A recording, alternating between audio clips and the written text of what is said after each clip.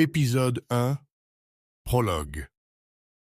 Les deux amoureux allongés sur le toit de leur maison, par cette belle nuit d'été, admiraient le ciel étoilé, tandis qu'ils reprenaient leur souffle. La jeune femme, en sueur tout comme son compagnon, frissonna.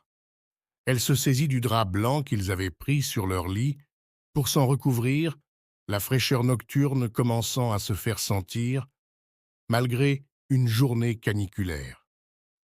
Tous deux profitaient de cette tranquillité, sachant que la maison la plus proche était située à plus d'1 kilomètre de là.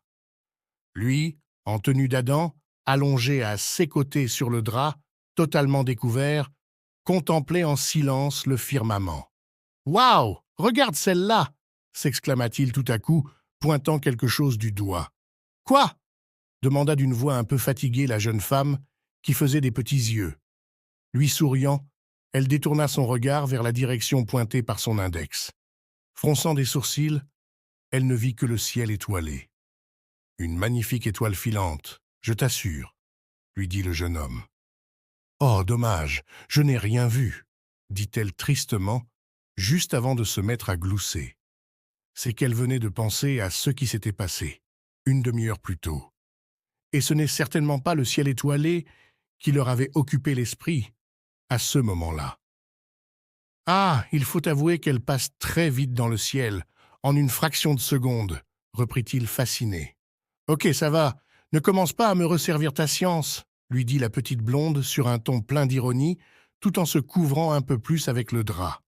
Ce fut juste avant qu'elle tressaille et s'écrie à son tour « Oh, ça y est, j'en ai vu une, moi aussi !»« J'espère que tu as eu le temps de faire un vœu ?» lui demanda son compagnon, lui aussi sur un ton ironique.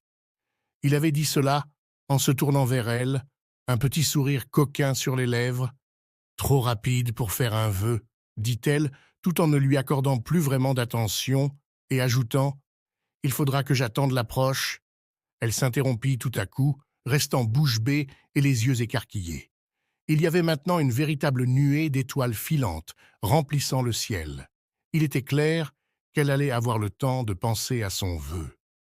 J'adore voir ce genre de spectacle nocturne que nous offre la nature les soirs d'été, et là, on est servi, s'exclama son conjoint, toujours plus souriant, la quittant des yeux pour regarder la voûte céleste.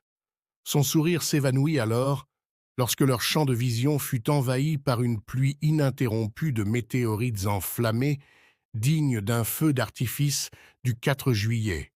Le ciel était maintenant presque autant illuminé qu'en plein jour, par la multitude d'étoiles filantes.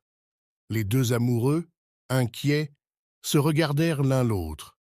Tout autour d'eux, ils entendèrent des bruits de chute, leur faisant penser à des bombardements comme en temps de guerre. Une gerbe lumineuse fondit du ciel, et ils sursautèrent lorsqu'elle s'écrasa sur le sol dans la plaine, dans le bruit assourdissant d'une explosion, seulement à quelques centaines de mètres devant eux. Ils poussèrent ensuite des exclamations tout en se mettant les bras devant le visage, cherchant à se protéger des projections de terre et de gravier qu'ils se reçurent suite à l'impact. Heureusement, les projections s'arrêtèrent rapidement, laissant le toit, leurs draps et eux-mêmes recouverts de terre et de cailloux. « Mais qu'est-ce que » lança l'homme, pendant que sa compagne et lui, maculés de terre, se remirent brusquement debout, veillant à garder leur équilibre pour ne pas tomber du toit légèrement penché. Ils laissèrent sur le toit le drap souillé et, nus l'un comme l'autre, voulurent repasser par la fenêtre grande ouverte qui donnait sur leur chambre. Un ancien grenier vidé et réaménagé, juste sous la toiture. C'est en ayant passé une jambe par-dessus le cadre de la fenêtre, un pied déjà sur leur lit positionné sous celle-ci, qu'ils furent surpris par une intense lumière blanche venant de l'extérieur. Restant à cheval au-dessus de l'encadrement avec l'autre pied encore sur le toit, ils regardèrent derrière eux pour voir. Ce fut pour être littéralement fascinés par une nouvelle gerbe de lumière, un disque blanc rond et aussi brillant qu'un soleil qui se rapprochait de seconde en seconde. Disque qui s'agrandit instantanément au point d'envahir complètement leur champ visuel et les éblouir. La jeune femme, les yeux exorbités par la peur, poussa un cri de terreur. Un cri coupé net lorsque la maison et le couple furent pulvérisés sous l'impact dans une déflagration d'énergie équivalente à celle d'une explosion nucléaire.